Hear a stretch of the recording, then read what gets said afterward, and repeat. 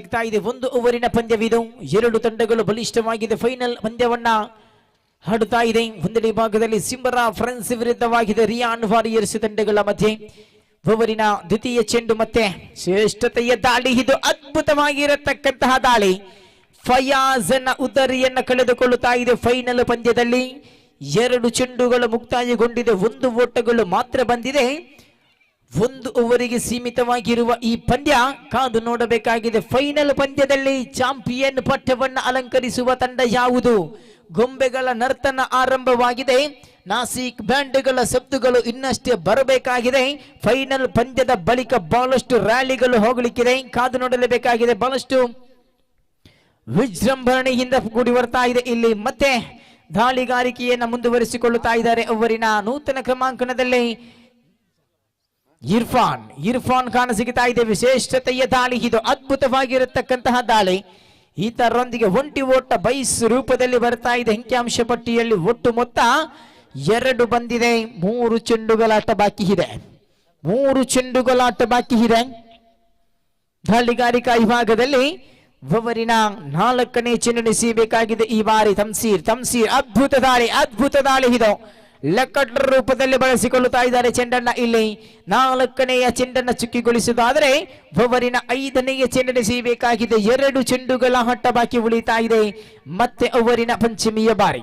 ಈ ಒಂದು ಕ್ರೀಡಾಕೂಟದ ಯಶಸ್ಸಿನ ರೂವಾರಿಯಾಗಿರುವಂತಹ ಶ್ರೀಯುತ ಅಜಿತ್ ಕುಮಾರ್ ಶೆಟ್ಟಿ ಕೊಲತ್ತಡಿ ಇವರುಗಳು ವೇದಿಕೆಯನ್ನು ಆಹ್ವಾನಿಸ್ತಾ ಇದ್ದೇನೆ. ತಮ್ಮನ್ನು ಆದರದಿಂದ ಬರಮಾಡಿಕೊಳ್ಳಬೇಕಾಗಿ ಕೇಳಿಕೊಳ್ಳುತ್ತಾ ಇದ್ದೇನೆ. ಎಲ್ಲರೂ ಕೈ ಚಪ್ಪಾಳೆಯೊಂದಿಗೆ ಶ್ರೀ ಅಜಿತ್ ಕುಮಾರ್ ಶೆಟ್ಟಿ ಕೊಲತ್ತಡಿ ಇವರನ್ನು ಪ್ರೋತ್ಸಾಹಿಸಬೇಕಾಗಿ ಕೇಳಿಕೊಳ್ಳುತ್ತಾ ಇದ್ದೇನೆ. PPL 2026 ಇದರ ಗ್ರ್ಯಾಂಡ್ ಫಿನಾಲೆ ಇದೀಗಾಗಲೇ ಕೆಲವೇ ಕ್ಷಣಗಣನೆಯಲ್ಲಿ ಇದರ ಸಮಾರಂಭ ಕಾರ್ಯಕ್ರಮ ನೆರವೇರಲಿದೆ. ಅದೇ ರೀತಿ ಖಂಡಿತವಾಗಿಯೂ ಈ ಪಂದ್ಯಕೂಟದ ಯಶಸ್ವಿನ ರೂವಾರಿ, ಈ ಪಂದ್ಯಕೂಟ ಇಷ್ಟರ ಮಟ್ಟಿಗೆ ಬೆಳೆಯಬೇಕಾದ್ರೆ ಇದಕ್ಕೆ ಮುಖ್ಯ ಕಾರಣವಾಗಿರತಕ್ಕಂತಹ ಮುಖ್ಯ ವ್ಯಕ್ತಿ ಇದು ಅಜಿತ್ ಕುಮಾರ್ ಶೆಟ್ಟಿ. ಭವ್ಯ ವೇದಿಕೆಗೆ ಆಗಮಿಸಿ ಬಂದಿದ್ದೀರಾ. ತಮ್ಮನ್ನ ಸೇರತಕ್ಕಂತಹ ಸರ್ವ ಕ್ರೀಡಾಭಿಮಾನಿಗಳ ಪರವಾಗಿಯೂ ಸ್ವಾಗತವನ್ನು ಬಯಸಿಕೊಳ್ಳುತ್ತಾ ಇದ್ದೇವೆ. ಎಲ್ಲರೂ ಕೂಡ ಕೈ ಚಪ್ಪಾಳಿಯೊಂದಿಗೆ ಅವರನ್ನ ಗೌರವಿಸಬೇಕಾಗಿ ಕೇಳಿಕೊಳ್ತಾ ಇದ್ದೇವೆ. ಈ ಪಂದ್ಯಕೂಟದ ಯಶಸ್ವಿನ ಮುಖ್ಯ ವ್ಯಕ್ತಿಗಳು ಅಜಿತ್ ಕುಮಾರ್ ಶೆಟ್ಟಿ. 6 ಎಸೆತಗಳ ಮುಂದೆ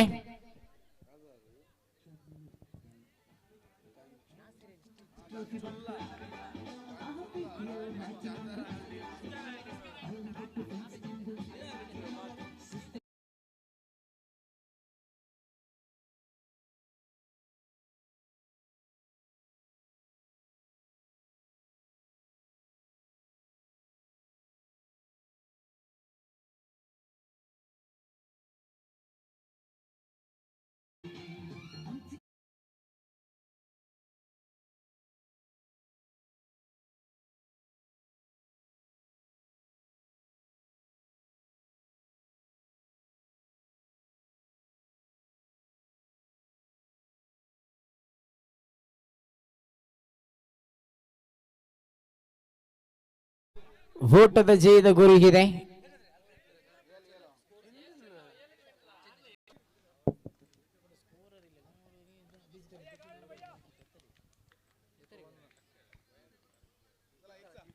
ಆರು ಚೆಂಡುಗಳ ಮುಂದೆ 7 ಓಟದ ಅವಶ್ಯಕತೆ ಇದೆ. ಇಲ್ಲಿ ವಿಜಯಕ್ಕಾಗಿ ಆರಂಭಿಕ ದಾಳಿಗಾರಿಕೆಯಲ್ಲಿ ಫೈನಲ್ ಪಂದ್ಯ ಸಾಗಿ ಬರ್ತಾ ಇದೆ. 7 ಓಟದ ಜಯದ ಗುರಿ ಇದೆ. ಫಯಾಸ್ ದಾಳಿಗಾರಿಕಾ ವಿಭಾಗದಲ್ಲಿ, ಅಜರ್ ಮಳ್ಳೂರು ದಂಡುಗಾರಿಕೆಯ ಸ್ಟ್ರೈಕ್ ವಿಭಾಗದಲ್ಲಿ ಕಾಣಸಿಗುತ್ತಾ ಇದ್ದಾರೆ. ಇಲ್ಲಿ ಪ್ರಥಮ ಚೆಂಡು ತೀರ್ಪುಗಾರರಿಂದ ಅಡ್ಡ ಚೆಂಡು ಎನ್ನುವ ತೀರ್ಪು ಬರ್ತಾ ಇದೆ. 6 ಚೆಂಡುಗಳು ಇನ್ನು ಬಾಕಿ ಇದೆ. 6 ಓಟದ ಅವಶ್ಯಕತೆ ಇದೆ.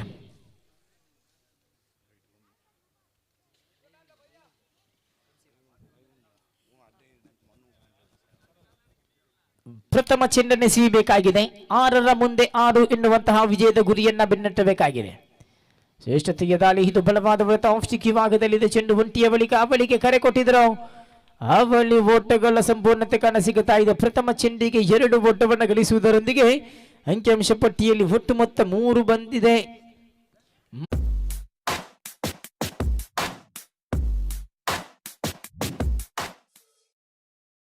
ಇಲ್ಲಿ ಗಳಿಸಿಕೊಳ್ಳುತ್ತಾ ಇದೆ. ಅಂಕಿಅಂಶ ಪಟ್ಟಿಯಲ್ಲಿ ಒಟ್ಟು ಮೊತ್ತ 4 ಬಂದಿದೆ.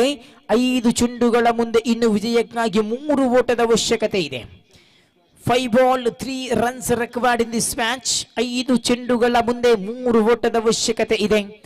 ಅದು ನೋಡಲೇಬೇಕಾಗಿದೆ. ಇಲ್ಲಿ ದಾಳಿಗಾರಿಕೆಯಲ್ಲಿ ಫಯಾಸ್ ಒಂದೆರಡು ಚುಕ್ಕಿ ಚೆಂಡುಗಳು ಎಸೆದಿದ್ದೇ ಆದಲ್ಲಿ ಈ ಫೈನಲ್ ಪಂದ್ಯಕ್ಕೆ ಒಂದು ಹುರುಪು ಬರಲಿಕ್ಕಿದೆ, ರೋಚಕತೆಯಾಗಲಿಕ್ಕಿದೆ. ಕಾದು ನೋಡಲೇಬೇಕಾಗಿದೆ. ಇಲ್ಲಿ ಫಯಾಸ್ ತನ್ನ ಓವರಿನ ದ್ವಿತೀಯ ಚೆಂಡನ್ನೆಸೆಯಬೇಕಾಗಿದೆ. ತನ್ಸೀರ್ ಅವರಿಗೆ ಗುಡಿಸುವ ಪ್ರಯತ್ನ. ಬ್ಯಾಟೇಜ್ ಆಫ್ ದಿ ಬ್ಯಾಟ್ ಈ ಬಾರಿ ಒಂಟಿ ಓಟವನ್ನು ಗಳಿಸಿಕೊಳ್ಳುತ್ತಾ ಇದೆ. ಒಂಟಿ ಓಟವನ್ನು ಗಳಿಸ್ತಾ ಇದೆ. ಒಂಟಿ ಓಟದೊಂದಿಗೆ ಅಂಕಿಅಂಶ ಪಟ್ಟಿಯಲ್ಲಿ ಒಟ್ಟು ಮೊತ್ತ ಈಗ ಬಂದಿದೆ 5. 2 ಚೆಂಡುಗಳಾಟ ಮುಕ್ತಾಯಗೊಂಡಿದೆ. 2 ಬೇಕಾಗಿದೆ. 4 ಚೆಂಡುಗಳಾಟ ಬಾಕಿ ಇದೆ. ಫಯಾಸ್ ಓವರಿನ ತೃತೀಯ ಚೆಂಡನ್ನೆಸೆಯಬೇಕಾಗಿದೆ. ಮತ್ತೆ ಅಜರ್ ಮಲ್ಲೂರು ಈ ಬಾರಿ ತಟ್ಟಿ ಮುಟ್ಟಿನ ಓಡಾಟಕ್ಕೆ ಪ್ರಯತ್ನವನ್ನು ಪಟ್ಟಿದ್ರು. ಇಲ್ಲಿ ಗುರಿ ಬೀಳುತ್ತಾ ಇದೆ. ತನ್ಸೀರ್ ರವರ ಹುದರಿಯನ್ನ ಕಳೆದುಕೊಳ್ಳುತ್ತಾ ಇದೆ. ನೋಡಿ, 3 ಚೆಂಡುಗಳಾಟ ಇನ್ನು ಬಾಕಿ ಇದೆ. ವಿಜಯಕ್ಕಾಗಿ ಬೇಕಾಗಿದೆ 2. 3 ball 2 runs required in this match. ಬಹಳಷ್ಟು ಪೈಪೋಟಿಯನ್ನ ಕೊಡ್ಲಿಕ್ಕಿದೆ ಈ ಫೈನಲ್ ಪಂದ್ಯ. 1 ಚೆಂಡು ಮತ್ತೆ ಚುಕ್ಕಿಯಾದ್ರೂ ಕೂಡ ಮತ್ತಷ್ಟು ರೋಚಕತೆ ಕೊಡ್ಲಿಕ್ಕಿದೆ. ನೋಡುಗರ ಎದೆಯಲ್ಲಿ ಎದ್ದ ಬಡಿತ ಹೆಚ್ಚಿಸಲಿಕ್ಕಿದೆ. ಕಾರಣ ಇದು ಫೈನಲ್ ಪಂದ್ಯ. ಸ್ಥಾನಕ್ಕಾಗಿ ಹೋರಾಟವನ್ನು ಮಾಡುತ್ತಾ ಇದೆ.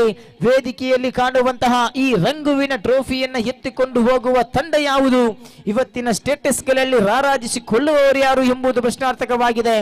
ನೂತನ ಕ್ರಮಾಂಕಣದಲ್ಲಿ ದಾಂಡಿಗ ಇರ್ಫಾನ್ ರವರ ಆಗಮನವಾಗ್ತಾ ಇದೆ. 3 ಚೆಂಡು ಬಾಕಿ ಇದೆ.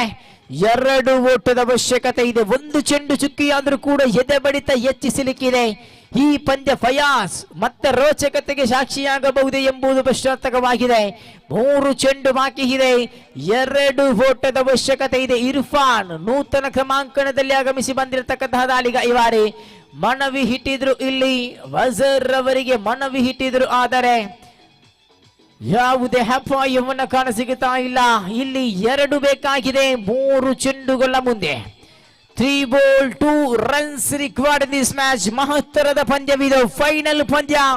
ಪಳ್ಳಿಬೆಟ್ಟು ಪ್ರೀಮಿಯರ್ ಲೀಗುವಿನ ಫೈನಲ್ ಪಂದ್ಯ ಸಾಗಿ ಬರ್ತಾ ಇದೆ. ನೋಡಿ, ಅದ್ಭುತವಾಗಿರತಕ್ಕಂತಹ ದಾಳಿಯಾಗಿತ್ತು, ಆದರೆ ಇಲ್ಲಿ ಅಡ್ಡ ಚೆಂಡು ತಪ್ಪನ್ನ ಮಾಡಿಕೊಳ್ಳುತ್ತಾ ಇದ್ದಾರೆ. ಇಲ್ಲಿ ಫಯಾಸ್ ಬೇಕಾಗಿದೆ. ಇನ್ನು 1 ಓಟದ ಅವಶ್ಯಕತೆ ಇದೆ. ಇನ್ನು 3 ಉಳಿದಂತಹ ಚೆಂಡುಗಳ ಮುಂದೆ 1 ಓಟಗಳ ಅವಶ್ಯಕತೆ ಇದೆ. ಸಮಬಲಾದಿಯನ್ನ ಮುಂದುವರಿಸಿಕೊಳ್ಳುತ್ತಾ ಇದೆ. ಅಜರ್ ಮಲ್ಲೂರು ಇನ್ನೂ ಕೂಡ ಸ್ಥಿರವಾದ ಸ್ಥಾನದಲ್ಲಿ. ಹಸೂನ್ ರವರ ಆಗಮನವನ್ನು ಕಾಣಸಿಗುತ್ತಾ ಇದ್ದೀವಿ.